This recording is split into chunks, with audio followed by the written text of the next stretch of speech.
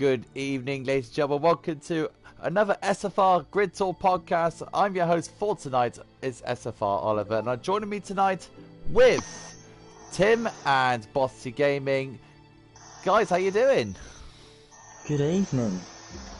What's going on? Right, we got a lot to get through because we need to talk about briefly about the sprint race. We got the SFR division announcements to go through, the British Grand Prix and the Hungarian Grand Prix. Let's start with the biggest announcement of all, which is us here in SFR. The newly reformed GP5 has finally arrived, with loads of drivers signing up as well, and we got so many races to come up with the upcoming season. Let's start off with you, Tim, because you're like one of our mainstay commentators here in SFR.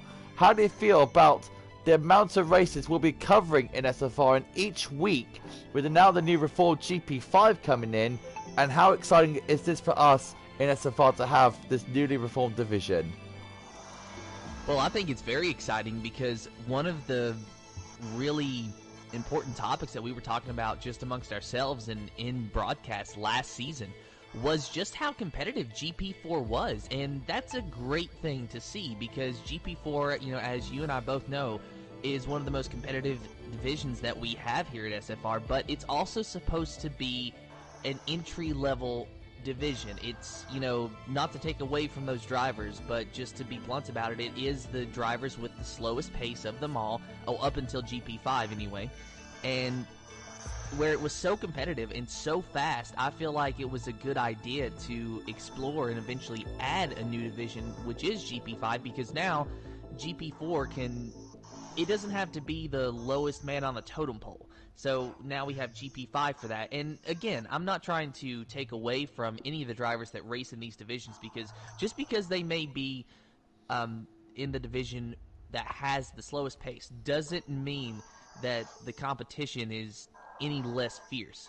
You and I have seen a lot of hard battles in GP4, and I expect the same in GP5. So I'm just glad that they were able to add it so that some of these guys and girls can just, have fun and have their own division that they can race with each other who are of a similar pace.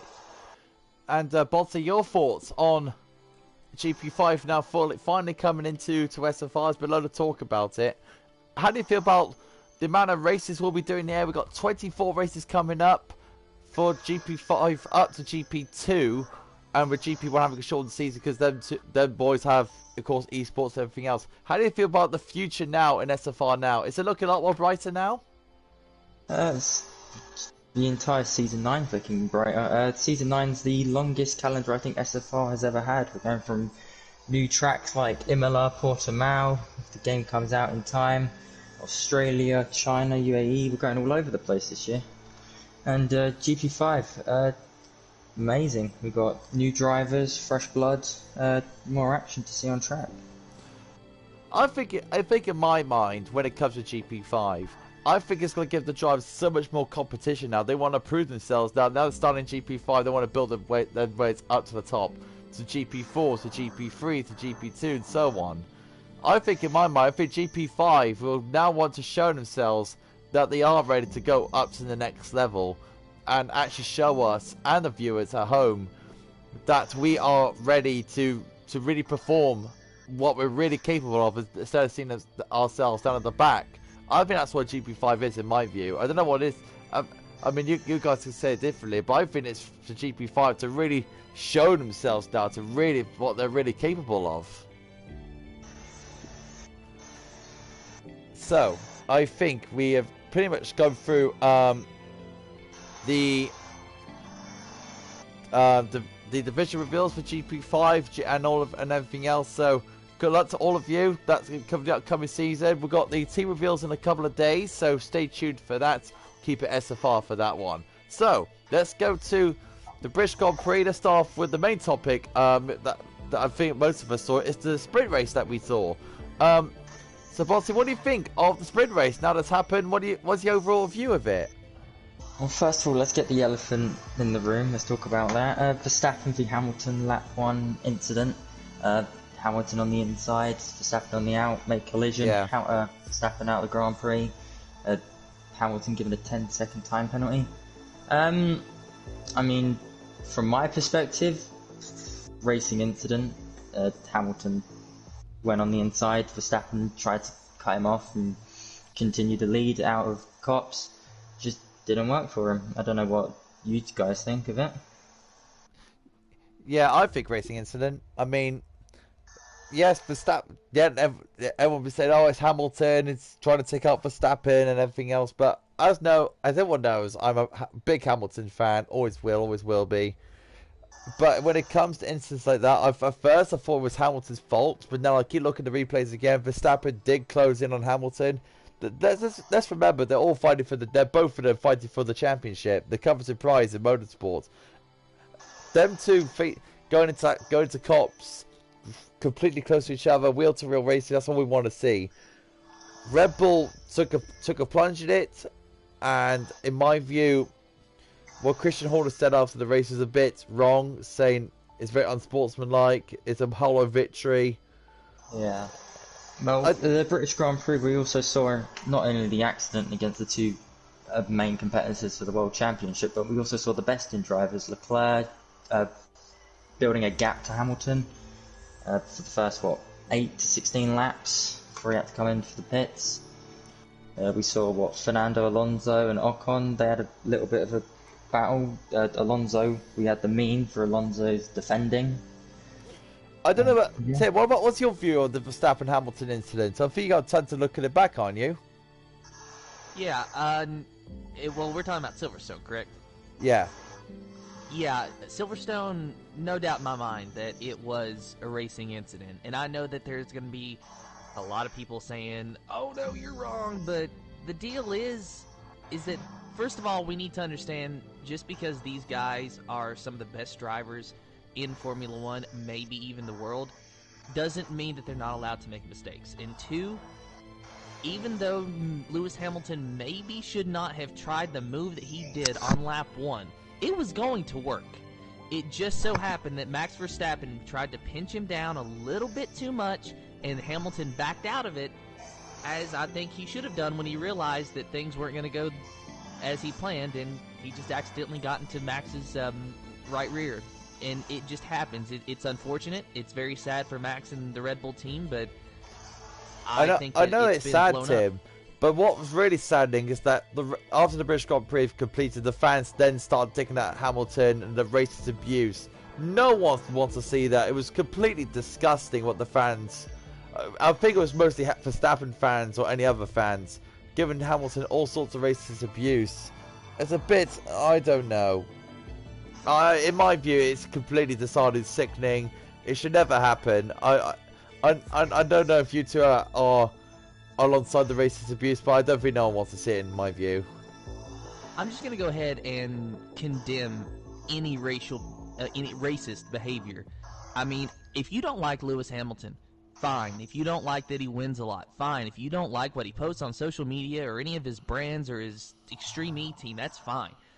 But do not, under any circumstances, insult this man just because he is black. Do not insult Esteban Ocon, for that matter, because he is French. Don't, insult Carlos Sainz because he's from Spain. Like, we live in 2021. This is the 21st century. There is absolutely no room whatsoever for any racist behavior, and it is just abhorrent that people tried to play the racist card and just make such ludicrous and saddening comments against Lewis Hamilton. You don't like him, you don't have to like him, but you also don't have to be racist either. Bossy, your view? I think all of us at SFR can condemn the behaviour of the fans and the racist abuse that Hamilton received. I mean, if people have to go to extreme lengths to get someone down, then they really need to take a second look at themselves, because race, colour, gender, wherever you're from, whatever you are, it doesn't matter. We all, and like the Formula 1 hashtag, we all race as one. We all race as one. It doesn't matter who we are, what we look like, what race we are. We're all humans at the end of the day. We're all human beings, but assaulting a guy, most people in the world are a different colour, but we respect those people who are a different colour. We don't condemn racism. We can't it's disgusting. It's completely apparent. It's completely appalling. Yes, you're very upset that what Hamilton did or what Verstappen did that in Silverstone was completely terrible, and it was no one wants to see it. But it's racing, and they're both on for the championship. They're racers at the end of the day. There's bound to be incidents, and those things have to be taken on the chin, unfortunately. And yeah, it happens. It's very, very sad. But anyways, while we're at Silverstone, Bossy, your thoughts on the sprint race, the very first F1 sprint race? Sprint race. I mean, what was it? There was only a few position changes. There wasn't that many. Unfortunate for Prix, who had the accident, and he had to retire the car on the, was it final lap, second to last lap? Yeah. So he was starting at the back of the grid, and that completely messed his race up. And in the long run, that was Red Bull's day at Silverstone over with 1 point. Only they could clinch. Sprint races, though, I do think they are better than practice sessions. We still get the qualifying on the Friday. We still get FP2 on the Saturday morning, I think it is. I mean, if we all can see more tight battles and racing to get these positions for these points, I think it's better in the long term. I don't know what, Tim, you think? Well, with the sprint qualifying, I was not able to watch the sprint race, so my opinion really hasn't changed. As I'm glad that F1 is trying something, but beyond that, I have no opinion until I'm actually able to watch it. I tried finding a replay of it last night, but just couldn't.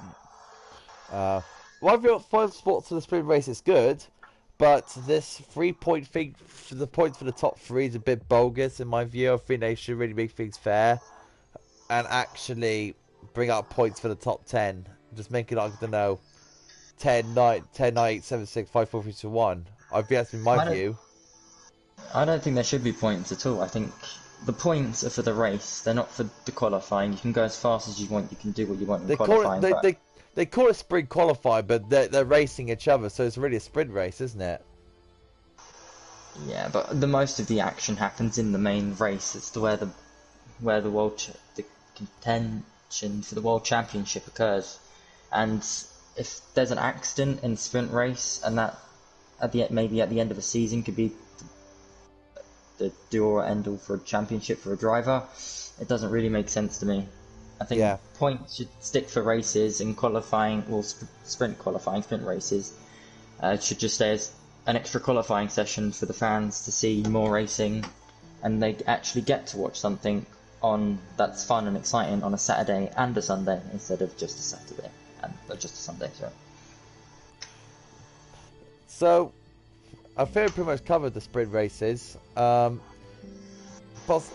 let's go to Hungary, the Hungarian Grand Prix, the one that's really mostly recently happened. The lap 1 incident.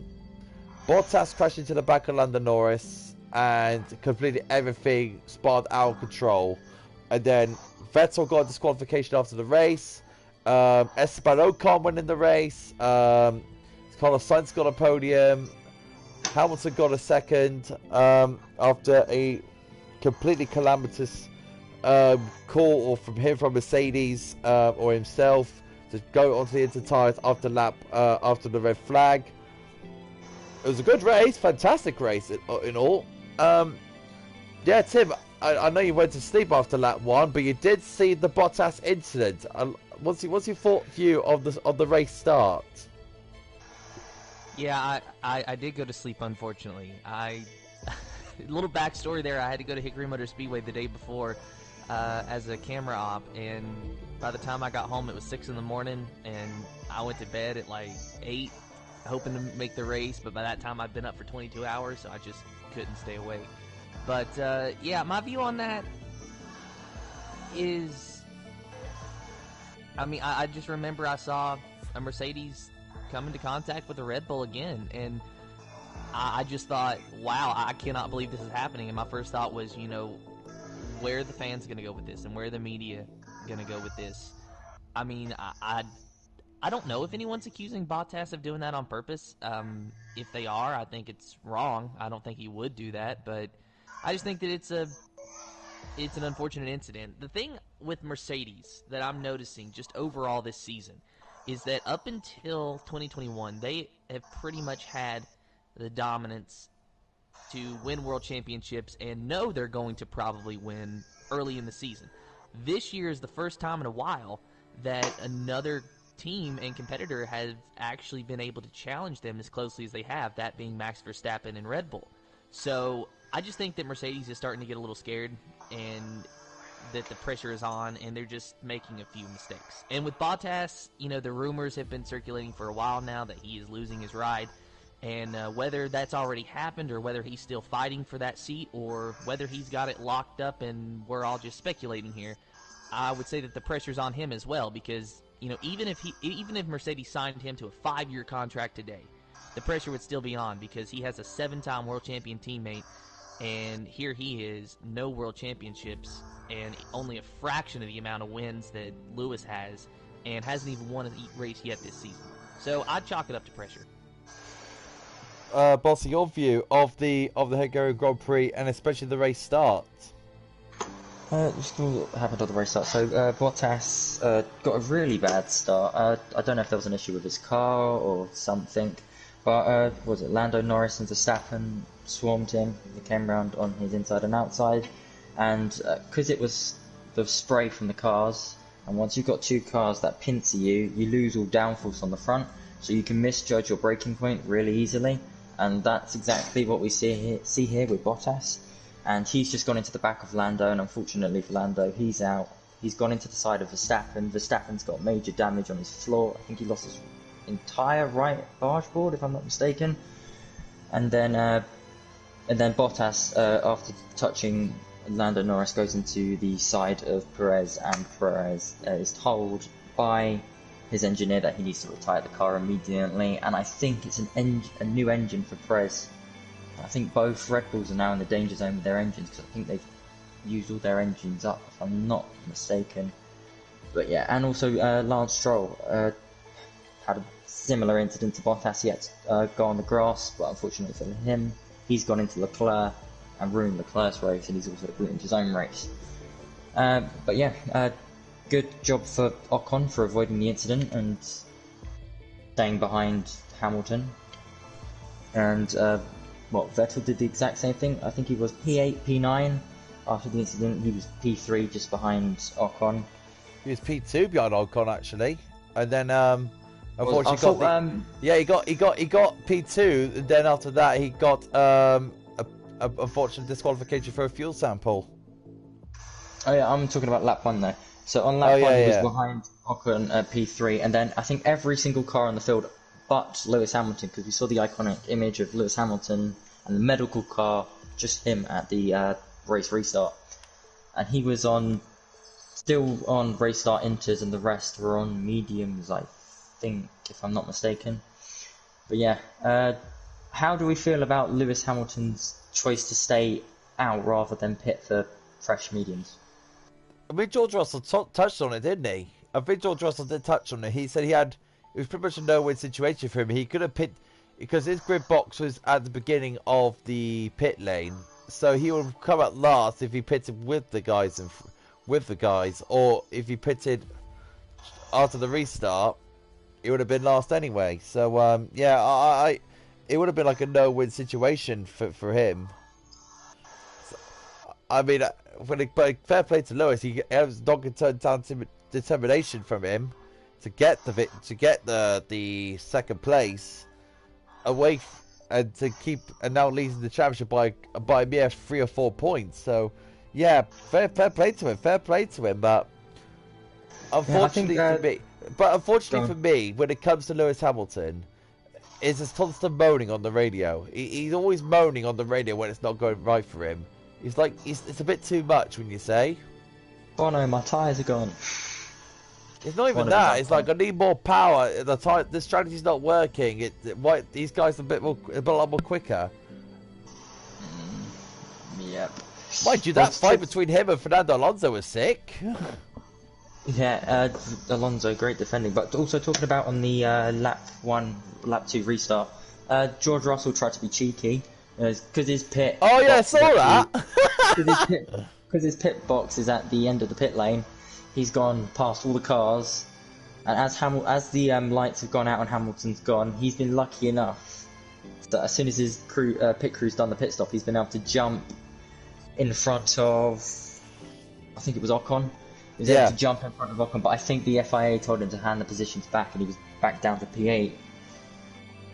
No, it was sad. I thought it was a very clever move from Williams and George Russell.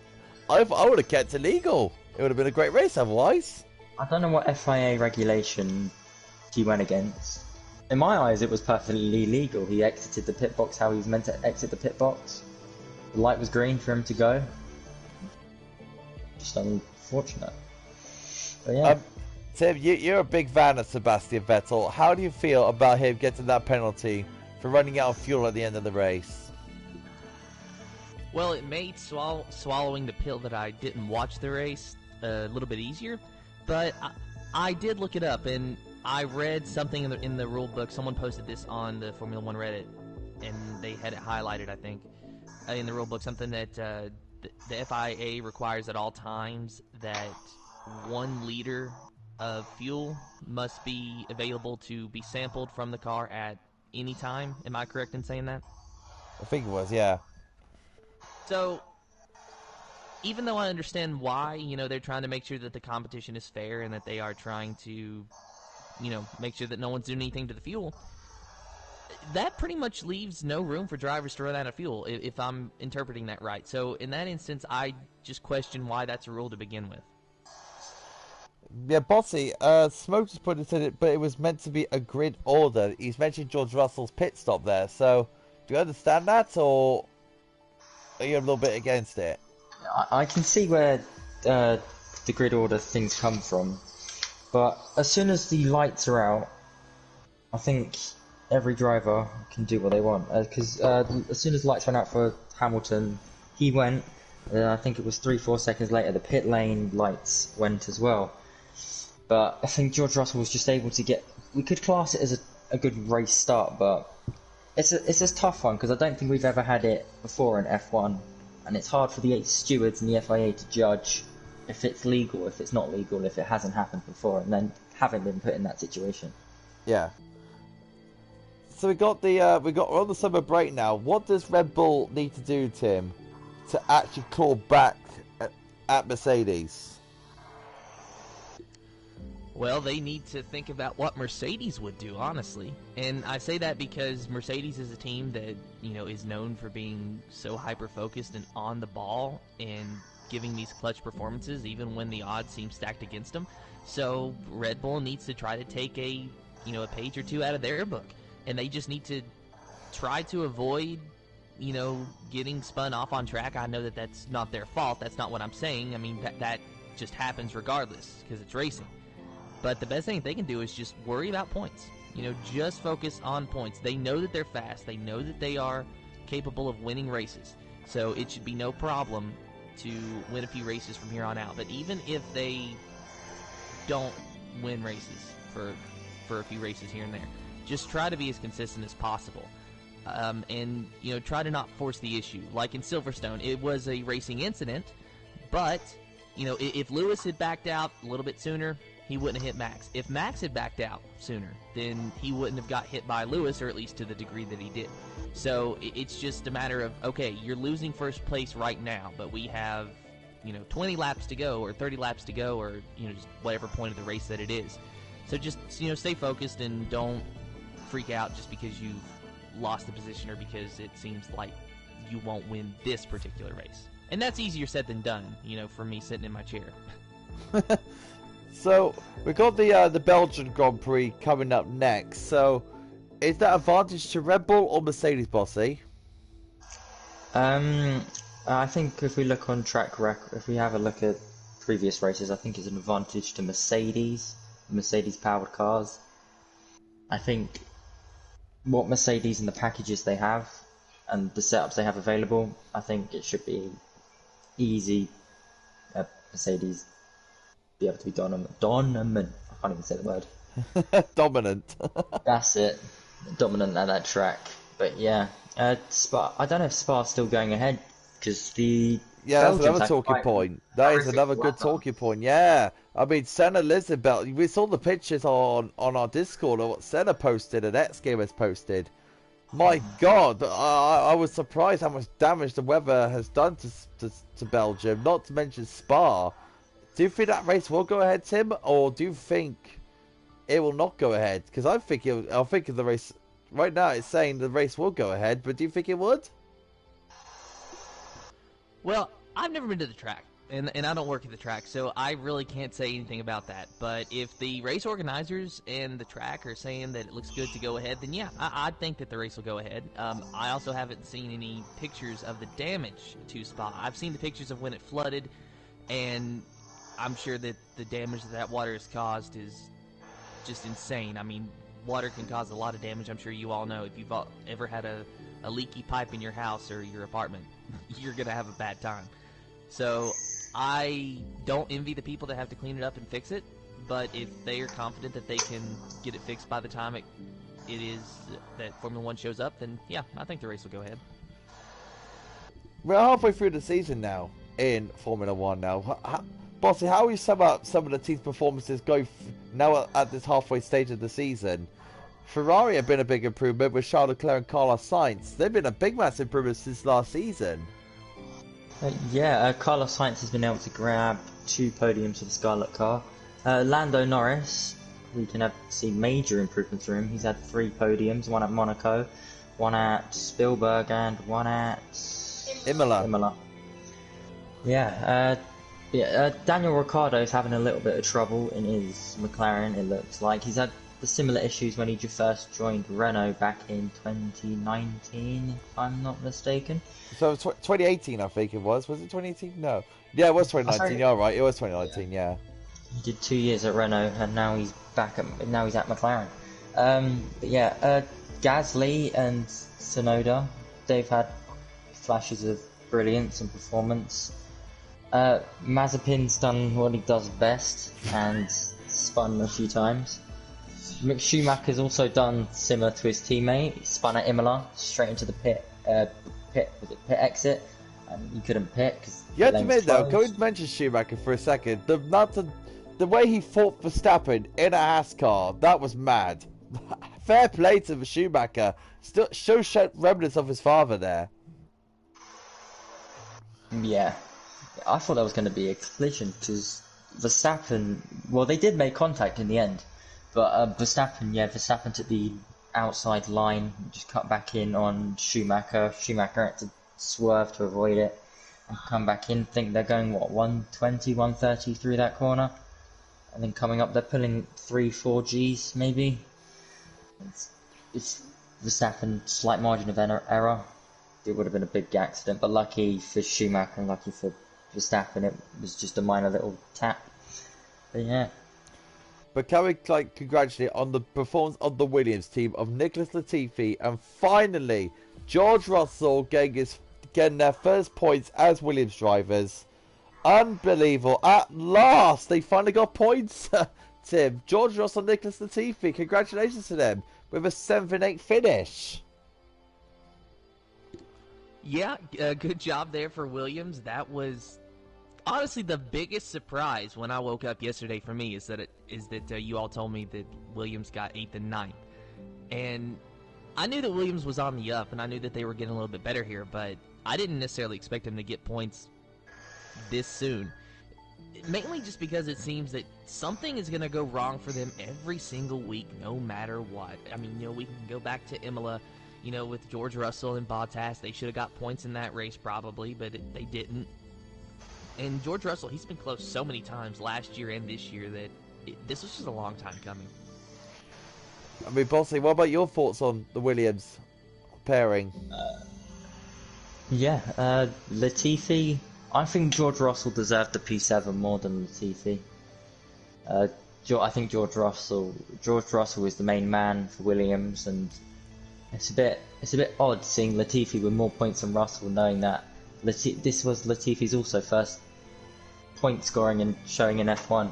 Feels like Russell deserved it more than Latifi, but yeah, Latifi, Russell, great drive for them at Hungary. Russell's also come close, quite a few times. Imola, George Russell scarred from Imola 2020. He could have had a point finish but crashed behind the safety car. 2021, the incident with Bottas and him ended up in both retiring and causing that saga that they had. But yeah, it was a great performance from Williams. I'm pretty sure they'll probably get another point finish by the end of this season. I mean, I'm happy for the Williams boys.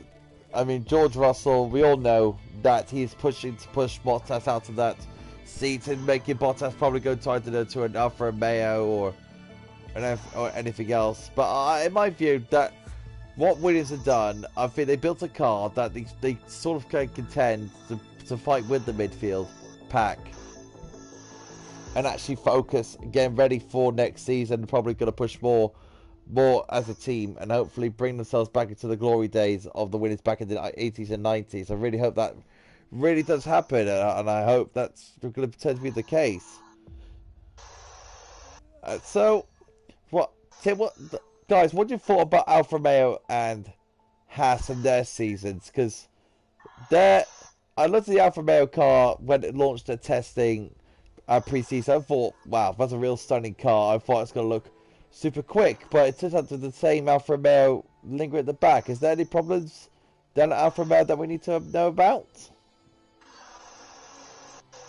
Oh yeah, we can see that in pre-season testing, the Alfa Romeo looked pretty quick. It looked like it would be one of the midfield pack fighting up with the Alpines, the McLarens, possibly even the Aston Martin, but it's just slugged at the back like it did in 2020 and last season.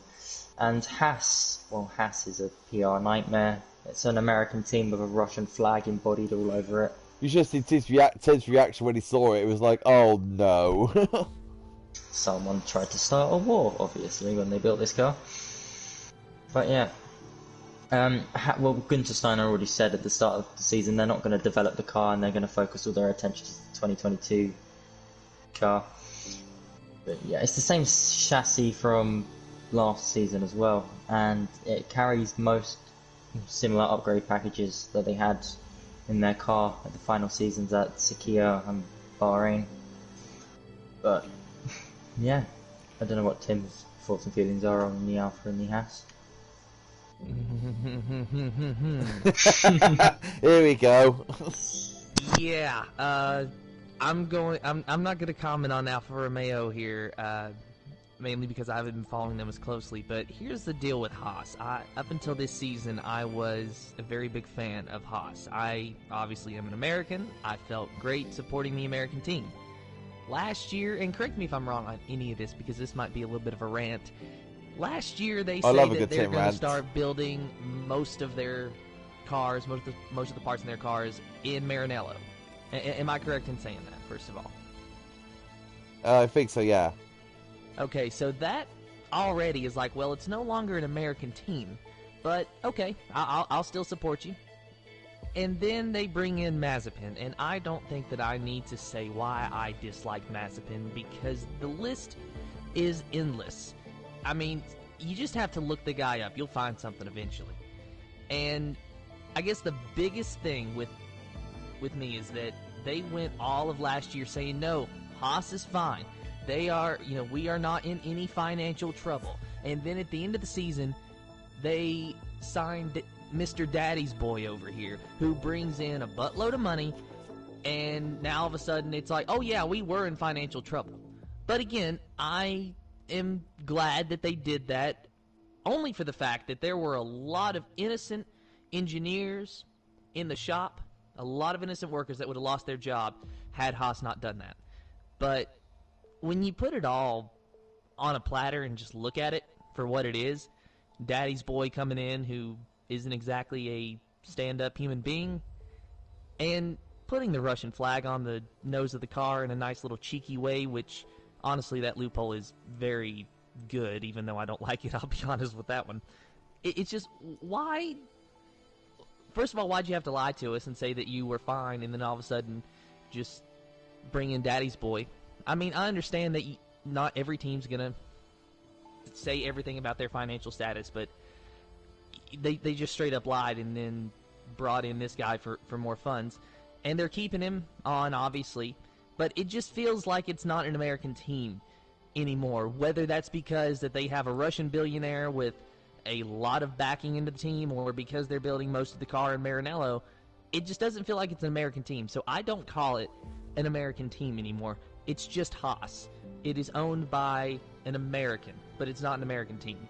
And that just kind of rubs me the wrong way, because when I went into it supporting Haas, I did it because it was the American team, and I'm not exactly patriotic, but at the one time that I'm trying to be patriotic here, it blows up in my face. So I just can't support Haas anymore.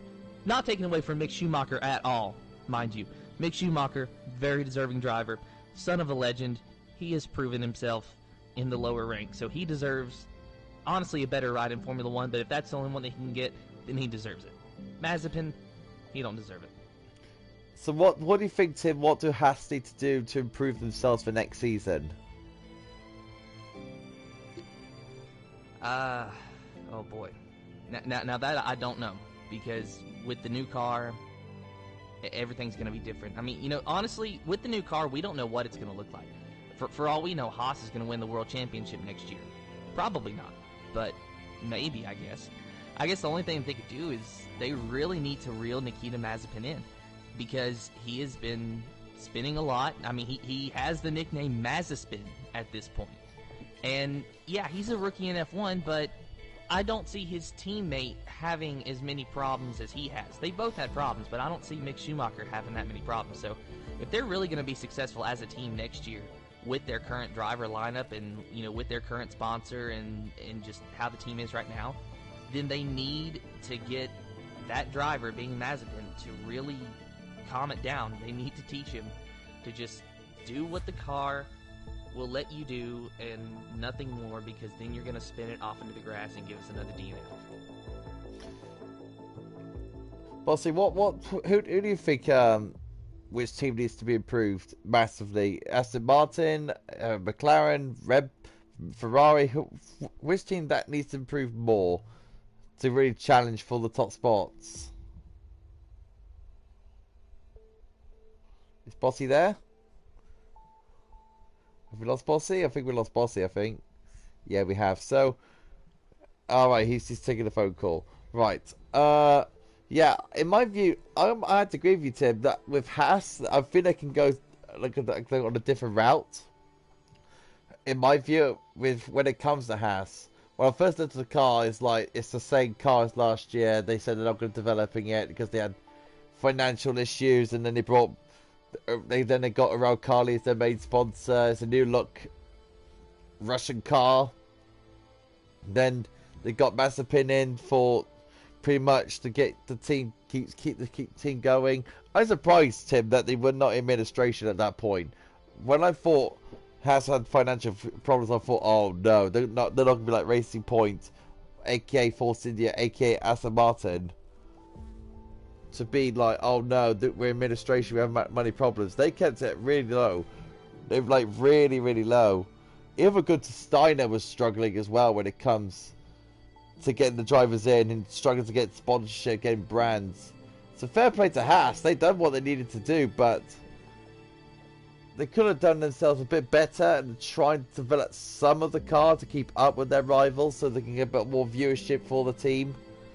In some ways, instead of seeing themselves in practice, but seeing that car tried to perform the best it can. That's in my view anyway.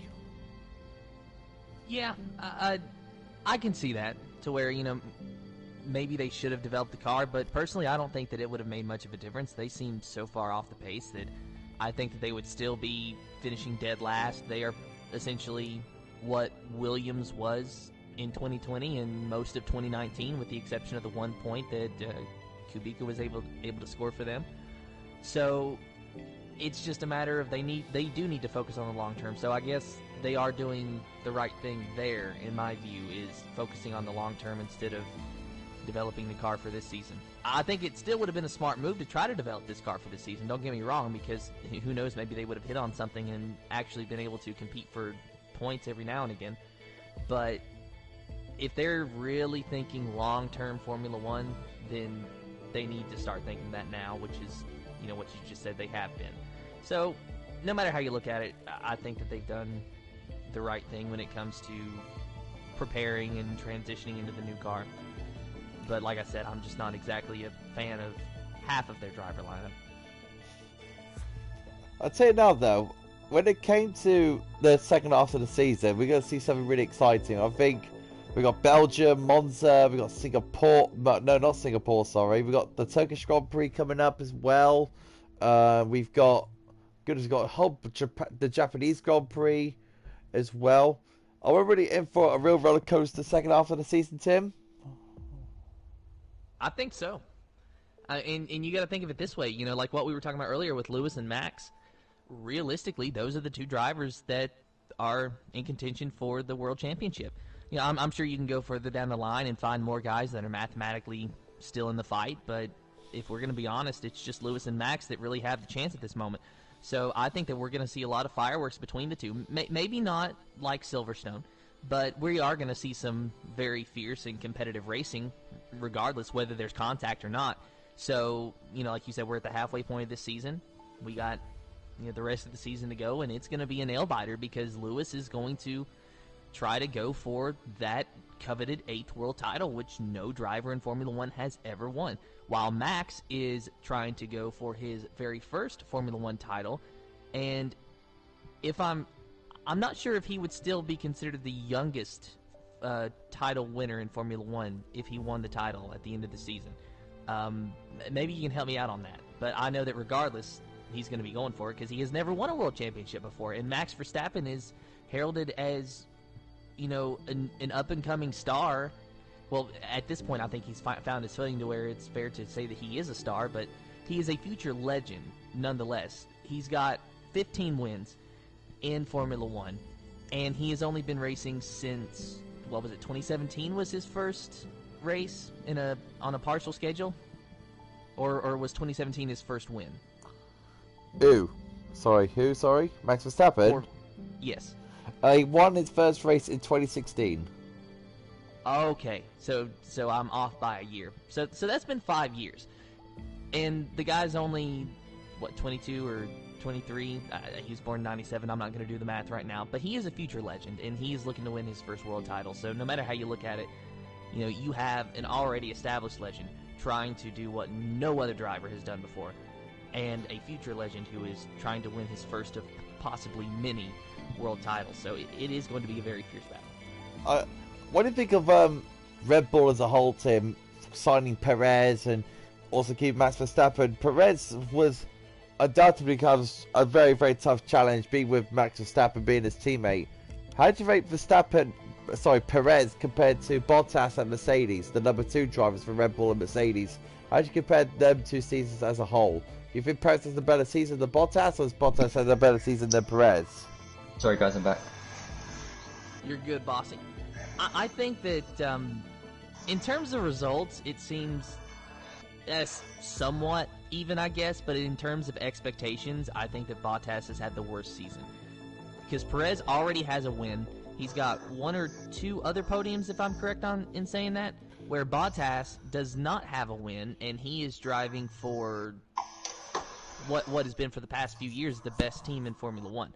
So Bottas has a lot more expectations for himself, and the fans have a lot more expectations for Bottas to win and be more competitive. So in terms of that, yeah, Perez has definitely had the better season because he already has a win and he's got the results. And this is his first year with the team.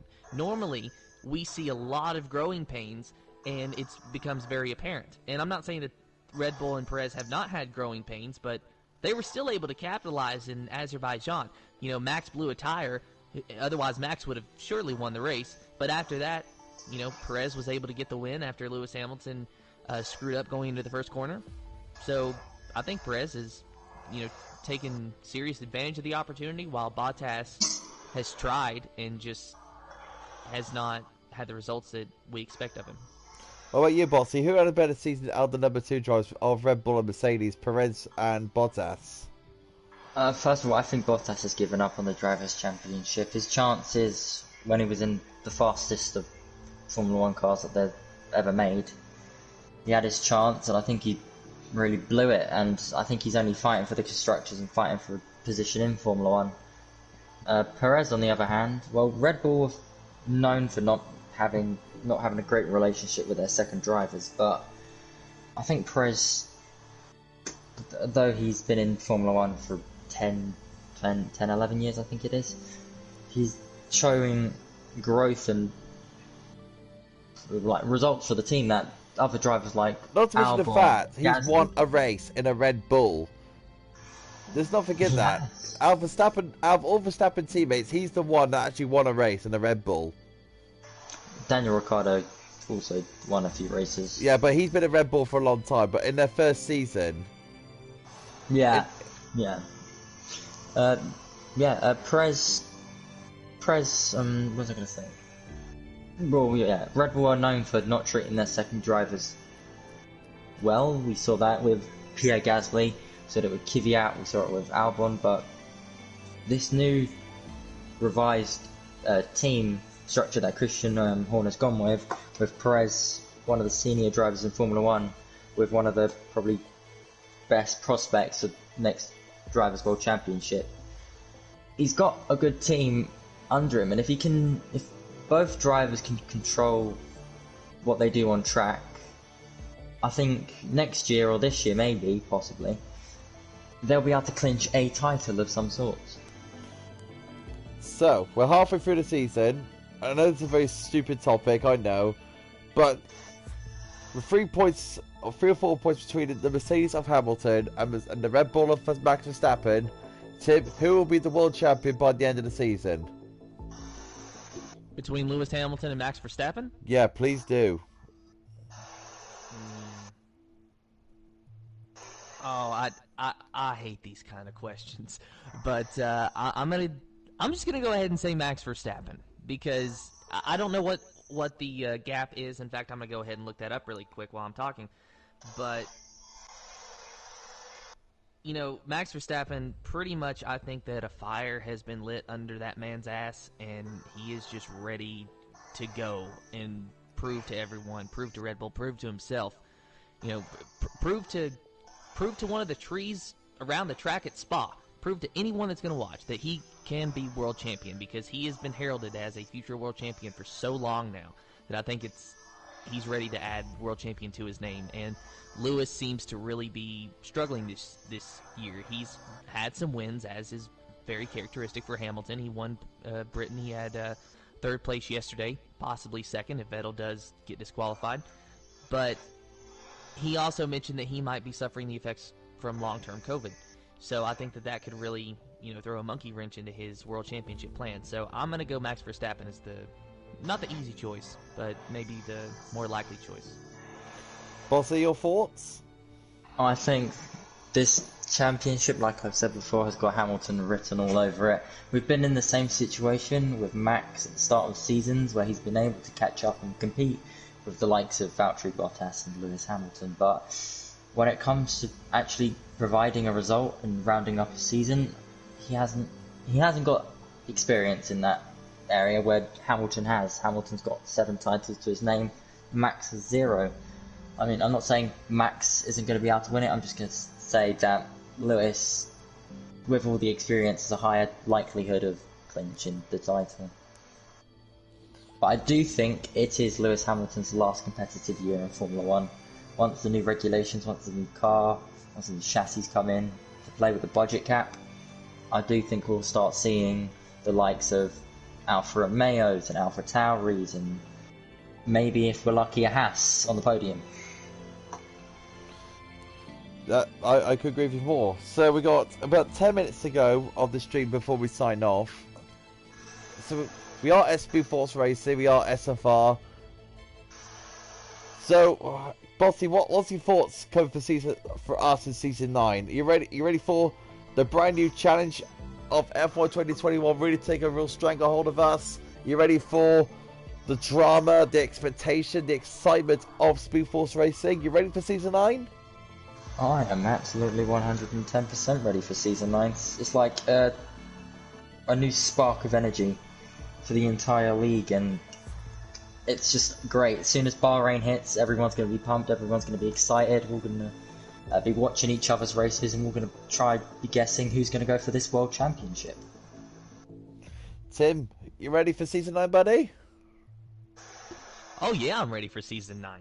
And, you know, as far as I know, I'm going to be able to return with you commentating GP4, so that's going to be nice. I've missed GP4. Commentating with Tom and GP3, that was fun, but, you know, GP4 is where I started. GP4 really seems to be my home here in SFR, at least in the commentary side, so I'm very excited to see what we have in store. I'm not sure how much I'm allowed to talk about the new season and the divisions and stuff like that because nothing's really been announced, so I'm not going to say anything else, but I just think that all the drivers, I hope they have fun, and I know I'm ready. And any chance of you, Tim, maybe possibly racing in GP5 one day? Well, see, that's the thing, is I don't even know how many GP5 drivers we have in this season, and we don't even know what day that the race is going to be taking place as of yet. They're doing a vote amongst the drivers, a vote that, even though I apparently can react to, I'm going to I'm going to just abstain from voting because I don't know. There's 15 spots in GP5. You've still got 5 spots left. There's 15 spots and 2 reserves, I think, to be Yeah. fair. Well, then depending on what day that everyone decides on, I might see if I can drive. If of course, you know, Sonic Hawk and Dan and all of them are okay with me joining very late, I'd have to talk to them about that. I'm not going to say that I'm even going to try. I'm just going to think about it, you know, because there's a 5-hour time difference between you all and me. So this podcast started at 7:30 for you. It's 2:30 for me. So that makes things difficult. That's why I can always commit to things like I'd like to. So I'm just going to say it's a big maybe. And Bossy, as you thoughts for GP4 then, you're going to go for the championship? I actually think I might have a chance of getting this championship this year. I mean, if I play my cards right, and if I can find a teammate that can provide points, can provide finishes. There were rumours of you as Shadowlancer. There was rumours. I won't comment on that any further of those rumours, but those rumours may be true, they may be false. I'm looking forward to the new season. In GP, another new season, GP3. Definitely want to do better than I did in last season in Season 8. The less I want to talk about that, the better. Especially. Why don't we talk about it? We've got like 8 minutes left of the podcast. Oh, fine then. Let's just say GP3 was a horrible season for me, especially Season 8. I had the Ferrari. I had 3 different teammates. Fair play to my teammates for putting up with me and my ranting during the streams. I mean, I know you've been watching Bossy and how much you love to giggle and laugh, how much I love to rage in my races. Yeah, it was a dreadful season. I didn't really enjoy it. It's a horrible season. Definitely want to do better in Season 9. In the new game, I've got a lot more comfortable. I pretty much nailed the handling model now. It's now down to set up work. I definitely, with the new teammates I selected, you could probably give me a hand with the new teammate I selected. And now, yeah, it's all full steam ahead for the new season. I mean, the preparations through pre-season testing that I went through, it definitely went as good as expected. Yeah, definitely. I'm really looking forward to it. Really, really looking forward to it. Mansell just commented. Oh, listen to this, guys. We just had the comments going through from Smoke. It says, Smoke going, Tim, we have space. And he's putting 4 or 5 times. Do it, Tim, do it. Mansell with, I'm the new GP1 champion. And Smoke goes, now he has to race me. Yes, I know, Smoke. I will have to race you. And I'm really looking forward to the challenge of facing you, Smoke. Really, really am. Looking forward to the challenge of facing you. Yeah, that's a question I want to ask you, Bossy. Who are you looking forward to for racing on track? Now you see the grid. Who are you really looking forward to taking on? Well, let me just quickly pull up the grid again. So, in GP4, the division I'll be racing in, I've got the likes of Energy Dan, Tommy Gunner, the Spit Dog, GP3 driver in season 8. It's your boy Alfie, Under Weather, Hooky, another one that might actually go for the championship this year with his pace. Yeah, I'm looking forward to racing all of them. Me and Energy Dan and Shadow Lancer don't have the best track record with incidents, but I'm sure we can work on it. Tim, do you think we could see a reunited Hooky and Energy Dan maybe? The old AlphaTauri Perry from Season 7. That would be interesting. And that was the pairing that won them the constructor standings. Of course, that year both of them had wins last season in AlphaTauri. They didn't quite achieve what they wanted, but I don't want to take away from them. They did such a stellar job in GP4. They did not win a race, yet they still finished second in the constructor standings and led the constructor standings for a lot of the season. So, you know, I just want to say really quick, even though AlphaTauri didn't get a win last season, they did such an amazing job, you know, Dan and Tom. And as far as the possibility of seeing those two reuniting, you know, Hooky and Dan, well, maybe we should get Hooky and Dan in here and ask them. I think with 4 minutes to go, what is it, Bossy? What did you see? I'm a GP4 admin. No. Hey, come on, congratulations! Thank you. He's a GP4 admin, ladies and gentlemen. Congratulations to Bossy Gaming. Big pat on the back. Now you're not going to be an official steward for GP4. Now you have to go through all the incidents and that. Wish you all the best of luck. Just going to say the name Bossy Gaming really works for you now that you're an admin. Just throwing that out there. But congratulations. Thank you. But yeah, Season 9, we've got loads more stuff coming through the next few days. The next 2 days we've got... Oh, definitely. Team preferences, so we're all going to be picking our teams, we're going to be picking our driver pairs. It's going to be really interesting to see the mixes and combinations we're going to have throughout the seasons. Yeah, we've got likes of Ray Chunho, who has stayed in GP3, if we're quite aware. He was dominant. I think he won the GP3 World Championship, and his teammate Calvin has moved up a division to GP2. It's going to be interesting how those two, though they're in different divisions, and how they compete. And if maybe Calvin goes down, maybe Rage goes up, we don't know, but we'll see. And also on Energy Dan and Hooky, I think I have possibly a confirmed rumour that they are a pair for Season 9 in GP4. That's a rumour we had to look out for in the meantime. So yeah, what was Bossy Game touching on? Of course, on July the 13th and the 16th, we had the F1 2021 launch. That is done. You can see it on our screen. We had the pre-season testing from 25th to the 31st of July. That is done. We just had the driver announcements today from a magnificent stream from Senna and Sonic Hawk. That was an unbelievable video that they did. Big pat on the back from them too. That looked really stunning. And the next couple of days now, we've got the team preferences, like Bossy Gaming has said. We're going to be picking our teams and our free cars. Then on August the 6th, I'll be revealing the team reveals.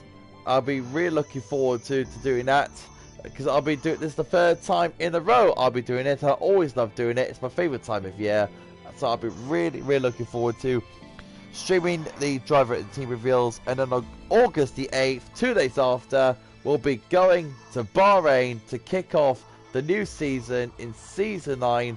With all the drama and all the excitement will be kicking off at the Sakir International Circuit. I think hang on. If some of us aren't aware, we've also got a few new commentators that have joined the league, so we're going to be seeing new faces and new voices coming to GP5, GP4, GP3, GP2, and GP1. Definitely, bro. Definitely. I can't wait. It's going to be a solid few days' time. We'll be underway. So, thank you for watching, guys. This has been SFR Grid Talk on the Real F1 season and SFR. hopefully we'll be doing this again, possibly next week or so if we have time. It's gonna be a busy week. Thank you, Bossy Gaming and Tim, for joining us. It's been a pleasure. My pleasure. So that is it. So we'll be signing off now, and hopefully see you guys again. Please like, subscribe, share, and all of everything else. Keep it racing, keep it SFR, and see you later.